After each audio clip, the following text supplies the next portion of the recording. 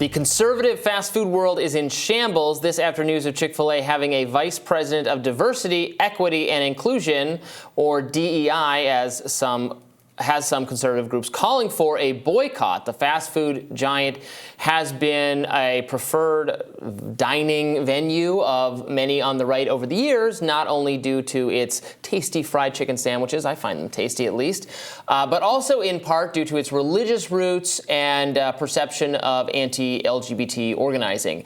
A previous announcement of Eric McReynolds, who is the VP for DEI at the company and actually has apparently been there since 2020, has some claiming the company is going woke. Woke Chick-fil-A, Brianna? What's going on here? So I'm seeing a lot of tweets from very angry Charlie Kirk type people. Charlie Kirk said Chick-fil-A goes woke, commits to DEI. Jenna Ellis says the same. Benny Johnson is calling for a boycott. Lauren Chen says his company's gone downhill. Brandon Straka says that when he used to be a liberal, he was boycotting Chick-fil-A, and he's a conservative and is going to boycott them again. Yeah, that's the best part, I think, of this particular story is that unwittingly, Chick-fil-A has brought together people on the left and the right. Everybody's boycotting Chick-fil-A now for different reasons. People on the left have long, as you mentioned, perceived Chick-fil-A to be an anti-gay establishment.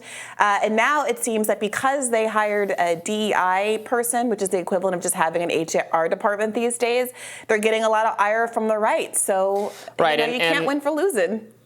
According to our reporting, it's not even that this is a new figure, but the person put out a statement. So here's the statement. This is what is considered to be objectionable. It's titled, "When we're better at together, we're better together." Syntactically, I'm not sure about that, but that's the top line. All right, I disagree. I'm going to boycott them. That's a dumb statement. When we're better at together, we're better together. They went on to say one of our core values at Chick-fil-A. Yeah, and the genius who put that statement together probably makes $500,000 at this company. All right, okay, all right. They go on to say one of our core values at Chick-fil-A is that we are better together. When we combine our unique backgrounds and experiences with a culture of belonging, we can discover new ways to strengthen the quality of care we deliver to customers, to the communities we serve, and to the world. We understand that getting better at together means we learn better, care better, grow better, and serve better. Chick-fil-A's commitment to being better at together means embedding diversity, equity, and inclusion. Say better one more time. Into everything we do. That's it. All right, you've convinced me to start a boycott. It's just such empty platitudes. I mean, of course it is. All of this. That's what DEI is. This is the problem with all of these boycotts and all of the people who are invested either from the left or on the right in any of these companies caring at all about anybody one way or another. Target doesn't care in particular about gay people, is not going to invest in the rights substantively of gay people, their material rights in particular, nor is Disney, right?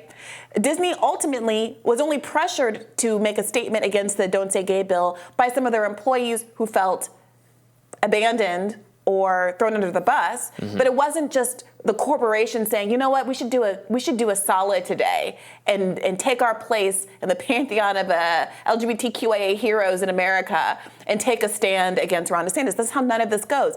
Now Chick-fil-A is in a position where, of course, like every single corporation in America, have like beefed up their HR department by including DEI, which is the predominant kind of HR status quo. Why? Because in order to insulate themselves from lawsuits, they need to be able to say, we did what the industry standard thing is to do, and if anybody complains at the company, we cannot be held liable. This isn't about gay people, this isn't about black people, this isn't about anything, any marginalized group. Well, and that's what I wish that conservatives, it's about the bottom line. Many of these companies are not necessarily totally freely choosing to. You just have to do this because you could incur great liability, as you're saying. I mean, there's civil rights law, there's non-discrimination law for various depending on what state you're in, for various categories of gender and identity and those kinds of things.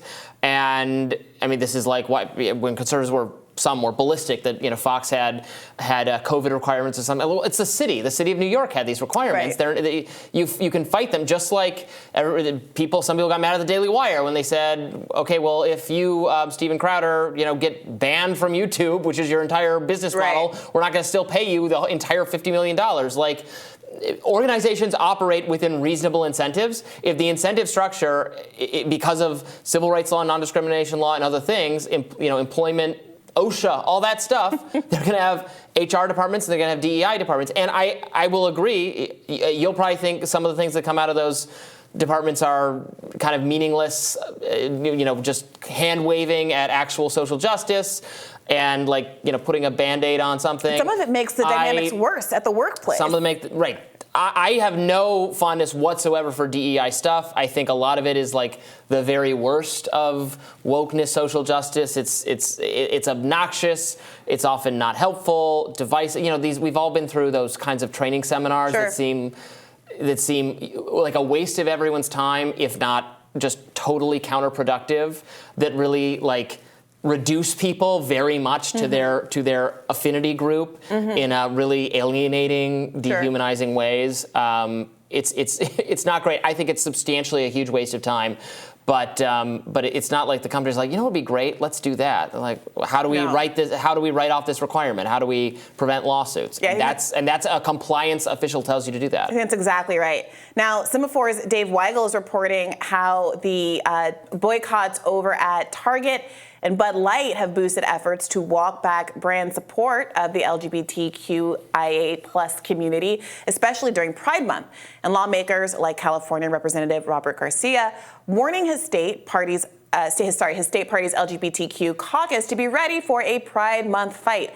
Weigel writes, energized by a boycott of Bud Light and before that by Ron DeSantis' parental rights battle with Disney, social conservatives see this year's Pride Month as an opportunity to make corporations pay for LGBTQ-friendly marketing, especially for products enjoyed by children. And on those fronts, a song called Boycott Target is reportedly topping the charts on iTunes.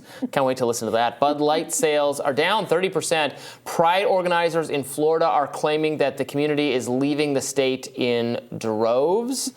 Yes, the boycott against Bud Light has worked. It has substantially reduced sales of that beer. Even, there's some incoherence to it. People choosing an alternative beer that's owned by the same company, all that stuff. But they can't get rid of Bud Light. Yeah, look, I'm not going to be sitting here shedding any tears, playing small violins for multinational corporations losing money. I do think the targeting of the working class. You have to break out your rainbow-colored tiny violin. Yeah, I do think that the working class people who are getting harassed at Target, the people who are being employed at these places, that's a bad PR look because those are your constituents. Retail workers are the number one type of working class job in this country. We can sit here and fantasize about a world where there's this kind of working class guy in a hard hat on a construction lot or something that is the classical picture of the American worker.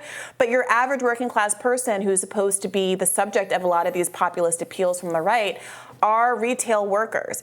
And a lot of them, frankly, at this point are younger, they're gayer, they have gay friends, and even if they're not into some of the more, let's say, lefty, extreme, more radical, newer, I should say, aspects of gender identity and the like, we live in a world where we feel like we're regressing, where, back in 2016, Donald Trump issued Pride paraphernalia from his store, and now we have people who are ostensibly members of that same political cohort are trashing Pride rainbow displays in Target. And there's a question as to whether or not that sort of thing is going to turn off normie voters.